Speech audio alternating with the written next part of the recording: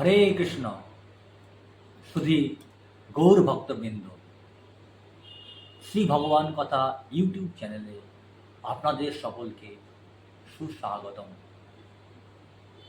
আশা করি আপনারা সকলেই পরম পুরুষোত্তম ভগবান শ্রীকৃষ্ণ, রাধা মাধব, দামোদর ভগবান, গৌর নিতাই, শ্রীল প্রভুপাদ এবং গুরুবর্গের কৃপায় সুস্থ, নিরোগ এবং স্বাভাবিক জীবনযাপন করছেন। আপনাদের কাছে অনুরোধ, এই দামোদর মাসে প্রতিদিন সন্ধ্যায় ছোট্ট একটা মাটির প্রদীপ ঘৃত অথবা তিল তৈল সহকারে ভগবান দামোদরের উদ্দেশ্যে অর্পণ করুন। ভগবান দামোদরে কৃপা লাভ করবেন। এই মাসে ভগবান দামোদর মা যশোদার কাছে বাধা পড়েছিলেন, তাই সে কথা স্মরণ করে যদি আমরা ভগবানের উদ্দেশ্যে আমরা প্রদীপ নিবেদন করি, ভগবান আমাদের বিশেষ কৃপা করবেন। অন্তিমে আমরা গোলক বৈকুণ্ঠ ধামে প্রবেশ করতে পারব। এই মাসে বেশি করে ভগবানের দিব্য নাম হরিনাম জপ, বেশি করে শাস্ত্রগ্রন্থ অধ্যয়ন, ভগবানের চরণে তুলসীপত্র অর্পণ, পদ্মপুষ্প অর্পণ, মণিপুষ্প অর্পণ, বকফুল অর্পণ, ভগবানের স্তব স্তুতি গুণকীর্তন করা, শ্রীমদ্ ভাগবতম ভগবান লীলাকাহিনী পাঠ করা, শ্রীমদ্ ভগবদ্গীতা পাঠ করা অত্যন্ত আবশ্যক। যদি আমরা বেশি করে পাঠ করি তাহলে ভগবানের বিশেষ কৃপা পাব। এখন ক্রমপর্যায়ে শ্রীমদ্ ভগবদ্ গীতার যে মহিমা আমরা কীর্তন করছি, পর্যালোচনা করছি, আজ তার দশম অধ্যায়ের মহিমা আমরা পর্যালোচনা করব। শ্রী পদ্মপুরাণে দেবাদিদেব শিব তার পত্নী পার্বতী দেবীকে শ্রীমদ্ ভগবদ্ গীতার মহিমা কীর্তন করেছিলেন। দেবাদিদেব শিব বললেন, প্রিয় পার্বতী, শ্রীমদ্ ভগবদ্ গীতার দশম অধ্যায়ের মাহাত্ম্য এবার আমি তোমাকে বলব। এই অধ্যায়টি চিন্ময় জগতের সোপান। আমরা জড় জগতে অবস্থান করছি, মৃত্যুময় সংসারে অবস্থান করছি। এখান থেকে যে চিন্ময় লোকে আমরা উত্তীর্ণ হতে চাই, এটা হচ্ছে তার সিঁড়ি। কাশীপুরীতে আমার বাহন নন্দীর মতো, কাশী অর্থাৎ বেনারস আমরা সকলেই জানি,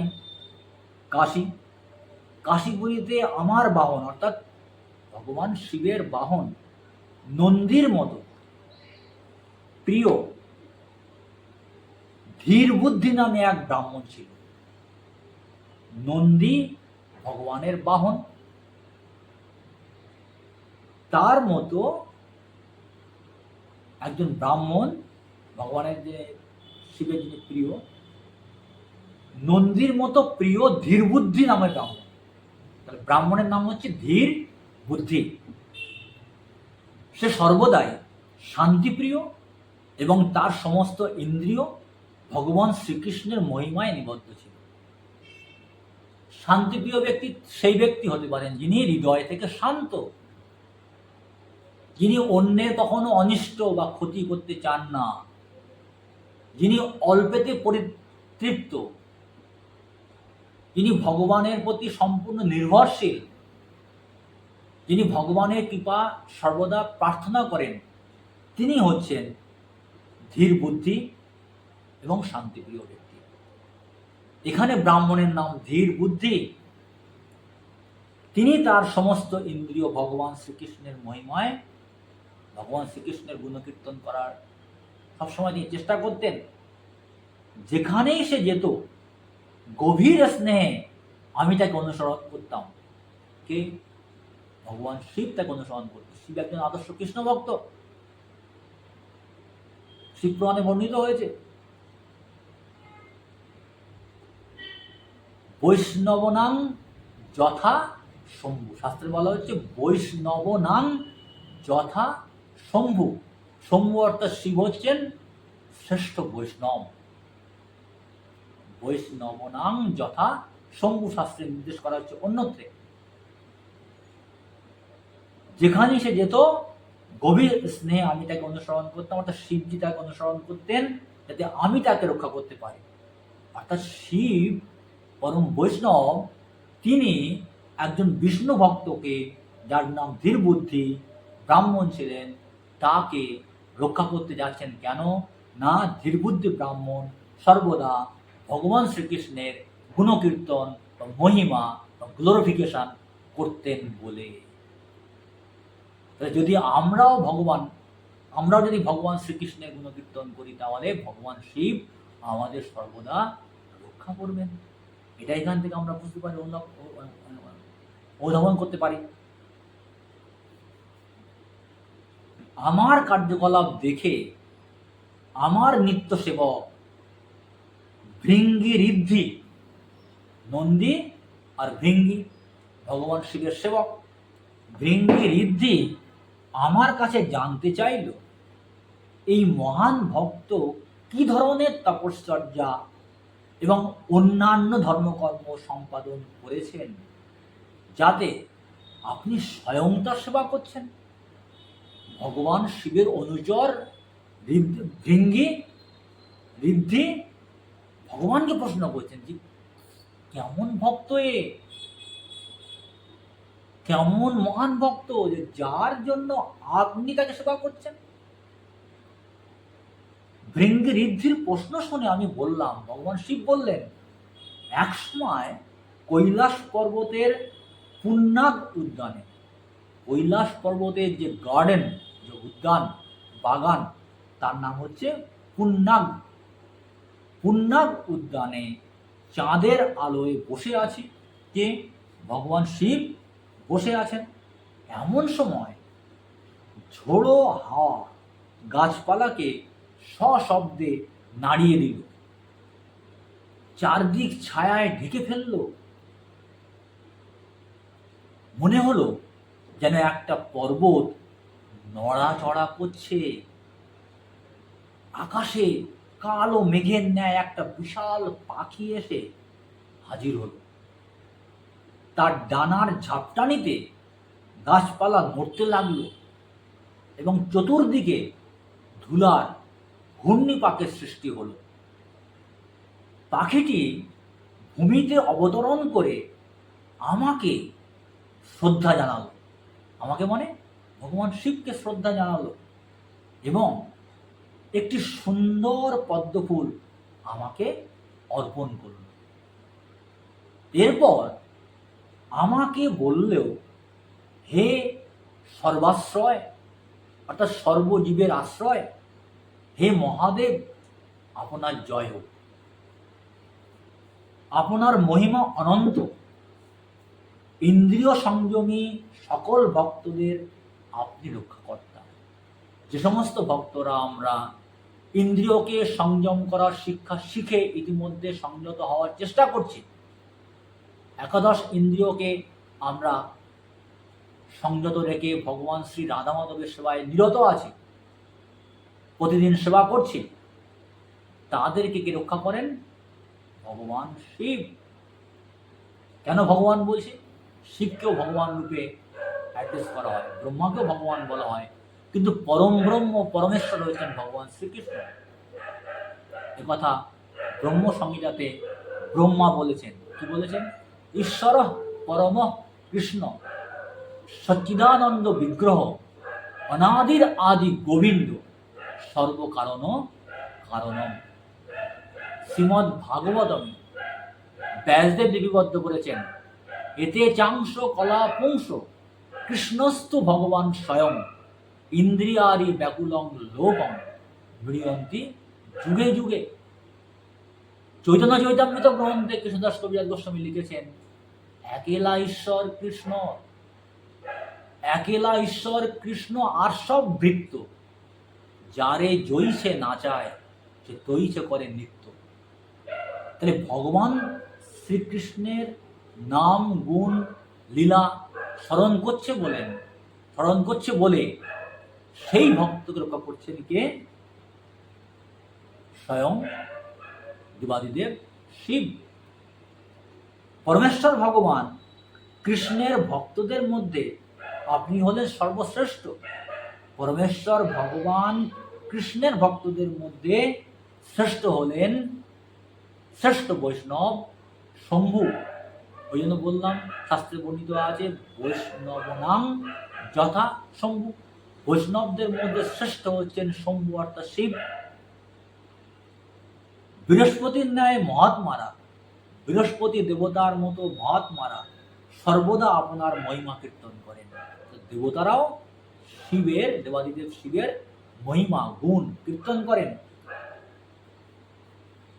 এমনকি সহস্র শিষ্য অনন্ত শেষও, অর্থাৎ অনন্ত শেষ নাগে যার সহস্র হাজার ফণা রয়েছে, সেই অনন্ত শেষও আপনার মহিমা বর্ণনা করতে সক্ষম নয়। শিবের এত মহিমা রয়েছে, অনন্ত শেষও হাজার মুখ দিয়ে তিনি বর্ণনা করেও শেষ করতে পারেন না। এত তার সদ্গুণাবলী, এত তার মহিমা। কার? শিবজির। আমার ন্যায় স্বল্পবুদ্ধির একটা পাখি, আমার ন্যায় স্বল্প বুদ্ধির একটা পাখি তো কোন ছাড়। পাখিটির স্তুতি শোনার পর আমি জানতে চাইলাম, পাখিটির স্তুতি শোনার পর আমি জানতে চাইলাম, কে তুমি?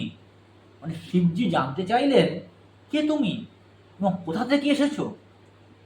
দেখতে তুমি একটা রাজহাঁসের মতো, কিন্তু তোমার গাত্রবর্ণ কাকের মতো। দেখতে রাজহাঁসের মতো, গায়ের রং কাকের মতো। পাখিটিও বলল, দয়া করে বুঝুন, আমি হলাম ব্রহ্মার বাহন হংস। ব্রহ্মাদেবের যে বাহন, অর্থাৎ ব্রহ্মাদেব যার পিঠে চড়ে বিভিন্ন লোকে গমন করেন, তা হচ্ছে রাজহংস। ভগবান শ্রী বিষ্ণুর বাহন হচ্ছে কি গরুড়, কার্তিকের বাহন ময়ূর, ঠিক তেমনি ব্রহ্মার বাহন হচ্ছে রাজহংস। যে কারণে আমার গাত্রবর্ণ কৃষ্ণবর্ণ,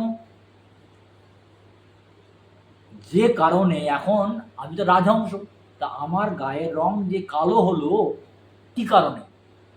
কি কারণে আমার গায়ের রং? রাজহংস তো শ্বেত বর্ণের হয়, অধিকাংশ ক্ষেত্রে শ্বেত বর্ণের হয়, তাহলে আমার গাত্রবর্ণ কৃষ্ণবর্ণটা কালো হলো কি করে? তা আপনাকে বলবো। সৌরাষ্ট্রের সুরাট, গুজরাটের একটি অঞ্চল, সৌরাষ্ট্রের ইতিহাসে যার নাম সৌরাষ্ট্র, বর্তমানে যার নাম সুরাট। সৌরাষ্ট্রের কাছে এক মনোরম সরোবর থেকে এই অত্যাশ্চর্য দিব্য পদ্মটি আনা হয়েছে।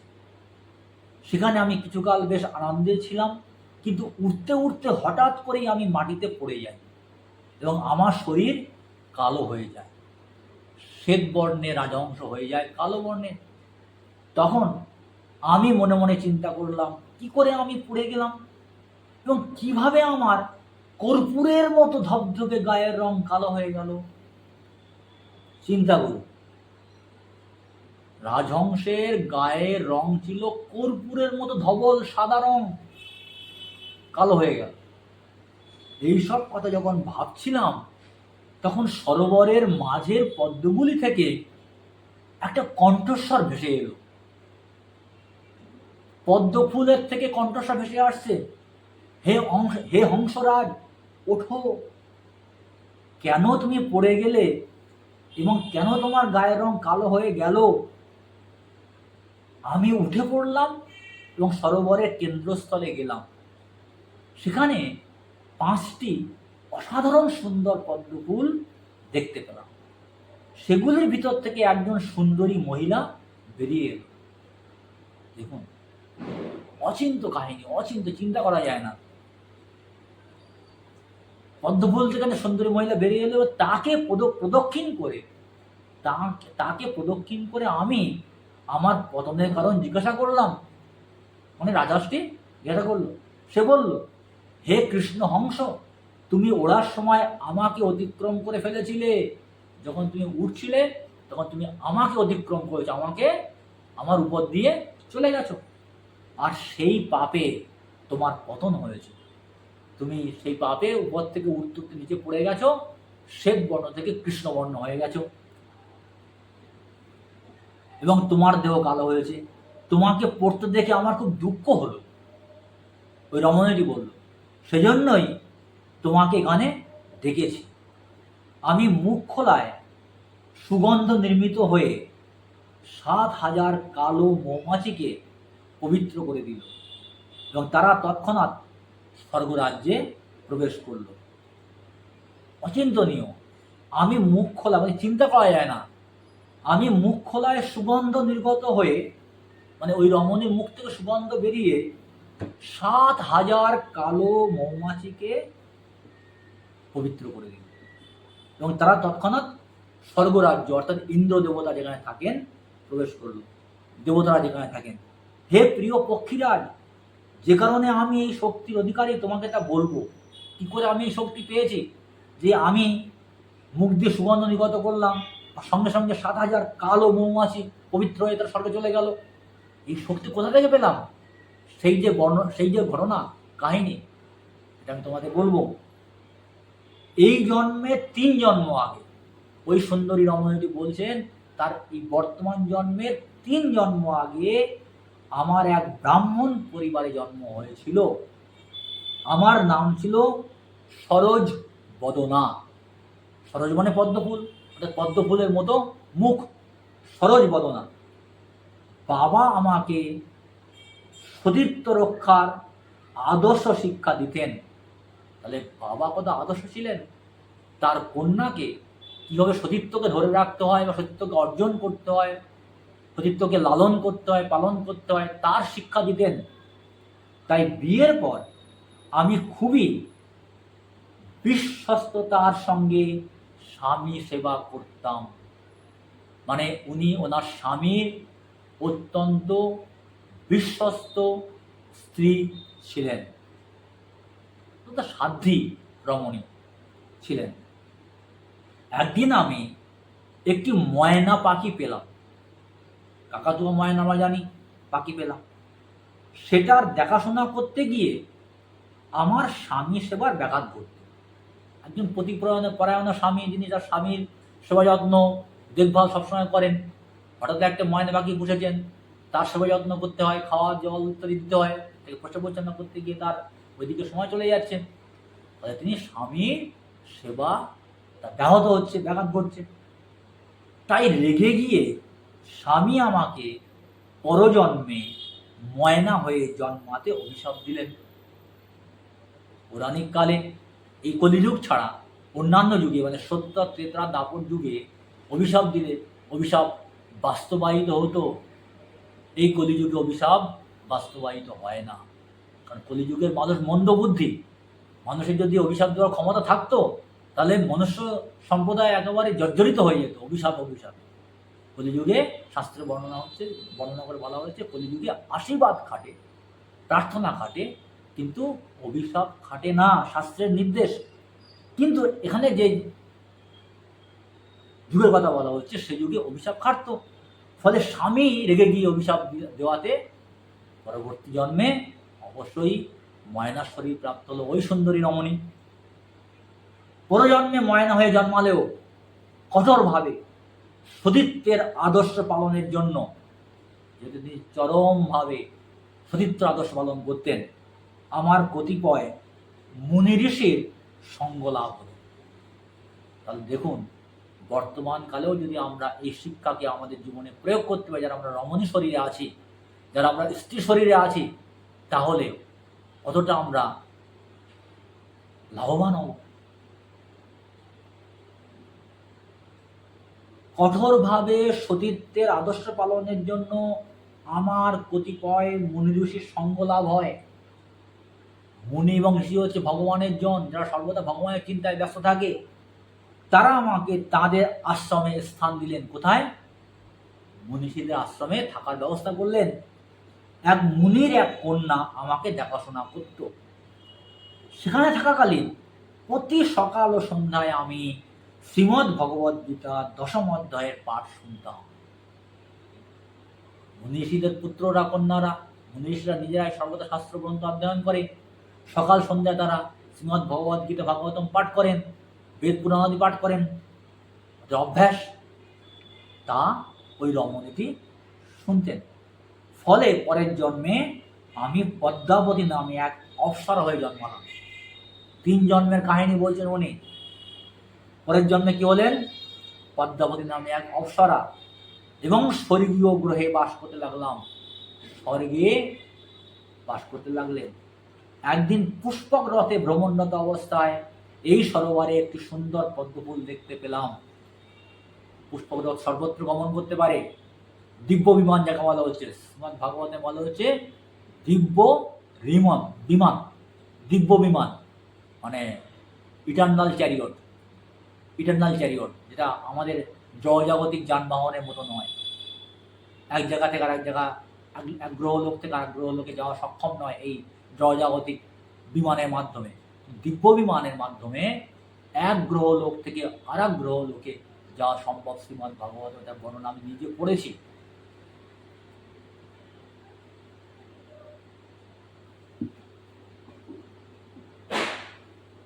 সেখানে গিয়ে আমি জল কেলি শুরু করলাম। সেই সময় দুর্বাসা মুনি এসে আমাকে সম্পূর্ণ নগ্ন অবস্থায় দেখলেন। দুর্বাসা মুনির নাম আমরা মহাভারতে শুনেছি। তিনি অত্যন্ত নিষ্ঠাবান সাধক ঋষি, কিন্তু অত্যন্ত ক্রোধী। যদি তার মনোপুত না হয় কারোর ব্যবহার আচরণ, সঙ্গে সঙ্গে তাকে অভিশাপ দিয়ে দেন। দুর্বাসা মুনি, বিভিন্ন ঘটনা শাস্ত্রগ্রন্থে বর্ণিত রয়েছে।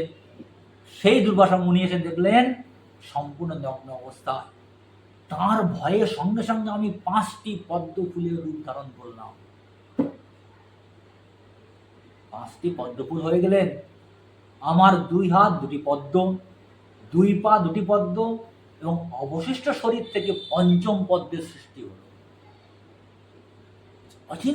অচিন্তনীয়, ভেরি চার্মিং। দুর্বাসা মুনির চোখ থেকে আগুন ঝরতে লাগলো। উনি তো 5টা পদ্মফুল হয়ে নিজেকে লুকিয়ে ফেললেন, নিজের নগ্ন রূপকে সংবরণ করে ফেললেন। দুর্বাসা মুনি দেখে ফেলেছেন, ফলে তিনি অভিশাপ দেবেন। তিনি বললেন, দুর্বাসা মুনি বললেন, আমি পাপী ছিলাম, তাই আমাকে 100 বছর এই অবস্থায় থাকতে হবে। তাকে পদ্মফুল শরীরে 100 বছর থাকতে হবে, পদ্মফুল শরীরে। দুর্বাসা মুনি অভিশাপ দিলেন। আমাকে অভিশাপের পরে তিনি অদৃশ্য হলেন। দুর্বাসা মুনি সেখান থেকে চলে গেলেন। সৌভাগ্যক্রমে শ্রীমদ্ ভগবদ্ গীতার 10ম অধ্যায় স্মরণে আমি সক্ষম ছিলাম। 3 জন্মের বৃত্তান্ত, তার পূর্বজন্মের কথা মনে পড়ে। তখন তিনি শ্রীমদ্ ভগবদ্ গীতা যা ওই ঋষিদের আশ্রমে শুনেছিলেন তা তিনি 10ম অধ্যায় স্মরণ করতে থাকেন, চিন্তা করতে থাকেন। তাই আজ আমি সেই অভিশাপ থেকে মুক্ত হয়েছি। আমাকে অতিক্রম করার জন্য তোমার ভূমিতে পতন হয়েছে। পদ্মফুল রূপে যখন তিনি ছিলেন সরোবরে, তাকে রাধাশ্রী অতিক্রম করেছে বলে ভূমিতে নেমে আসতে বাধ্য হয়েছে। এবং তুমি কৃষ্ণকায় হয়েছ। তুমি কালো রঙে রাজহাঁসে পরিণত হয়েছ। আমার কাছে শ্রীমদ্ ভগবদ্ গীতার 10ম অধ্যায় শ্রবণ করলে এই অবস্থা থেকে তুমি নিষ্কৃতি পাবে। তুমি এখন ওই কালো রাজহাঁসের রং থেকে মুক্ত হবে কি করে? যে তুমি আমার কাছ থেকে শ্রীমদ্ ভগবদ্ গীতার 10ম অধ্যায়ের শ্লোকগুলো উচ্চারণ শোনো। শ্রীমদ্ ভগবদ্ গীতার 10ম অধ্যায় পাঠ শেষ করার পর পদ্মাবতী বায়ুযানে বৈকুণ্ঠে চলে গেল। ভগবদ্ গীতা পাঠের ইনস্ট্যান্ট রেজাল্ট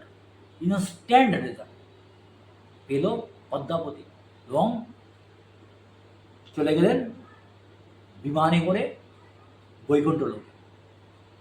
তারপর আমি এখানে এসে এই মনোরম পদ্মটি তোমাকে দিলাম। তারপর সেখান থেকে এসে আমি তোমাকে এই পদ্মটি দিলাম।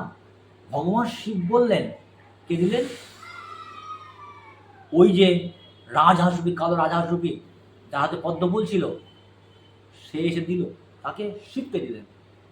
ভগবান শিব বললেন, কৃষ্ণ হংসটি তার কাহিনী শেষ করার সঙ্গে সঙ্গেই, এতক্ষণ কাহিনীর বর্ণনা কে করছিলেন? ভগবান শিব করছিলেন।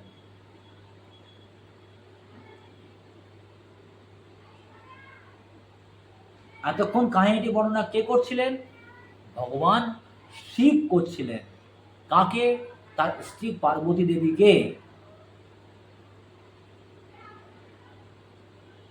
তাই ভগবান শিব বললেন, কৃষ্ণ হংসটি তার কাহিনী শেষ করার সঙ্গে সঙ্গেই দেহত্যাগ করে ধীরবুদ্ধি নাম নিয়ে এক ব্রাহ্মণ পরিবারে জন্ম নিল। বাল্যকাল থেকেই ধীরবুদ্ধি সর্বদা শ্রীমদ্ ভগবদ্ গীতা দশম অধ্যায় পাঠ করত।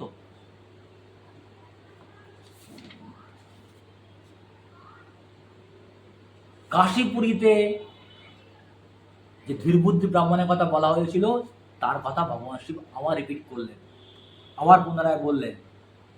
বাল্যকাল থেকে ধীরবুদ্ধি সর্বদা শ্রীমদ্ ভগবদ্ গীতার দশম অধ্যায় পাঠ করত।